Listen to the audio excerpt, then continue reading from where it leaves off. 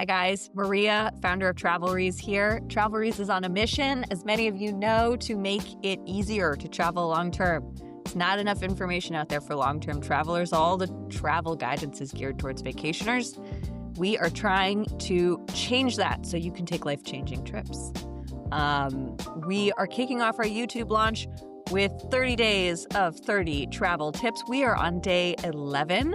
And if you haven't watched the first 10, go back and watch those. What do you think? You can start at 11? Rude. But our tip today is use travel advisories. So what is a travel advisory? Well, a lot of people ask me, how do you know if a particular country is safe? And, certainly people have all kinds of biases and they say, how do you know a country in that region of the world is safe? And travel advisories are a great place to start. So these are published by the U.S. State Department, but other governments publish them as well. And they are, meant to be somewhat objective assessments of the safety and what you need to know to travel to a particular destination. So they have 4 ratings of safety and security. One is just normal precautions, then it goes up to exercise increased precautions, then reconsider travel, and then do not travel. You'll often see do not travel for active war zones. And not only do they assign that level on each country, they will, within a country, they might go down as far as to, I've seen at the neighborhood level, to say this neighborhood is a level 4, but overall the country is level 2. And they'll also give specific guidance about the kinds of issues that U.S. travelers have reported there in the past. Is it pickpocketing or is it kidnapping?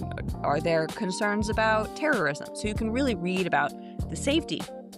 But what's also really handy for travel advisories is just super practical information about getting into and out of a country. You can see entry and exit regulations all compiled by country. So do you need a visa? How many pages does your passport need to have remaining unstamped for them to let you in the country? For how long does your passport have to still be valid, like not expired, for them to let you in the country? Do you need 6 months? Do you need a year? Gets really specific, and they also add helpful information about local customs and laws, just guidance that might be helpful to you as someone who might not know that information when you're going to a place that's very culturally different from the places you're used to. So I love this as a great place to start when I'm thinking about entry and exit regulations, safety in general, what kinds of things do I need to think about, and then just general cultural guidance. So definitely check them out. They're super helpful when you're planning a long-term trip.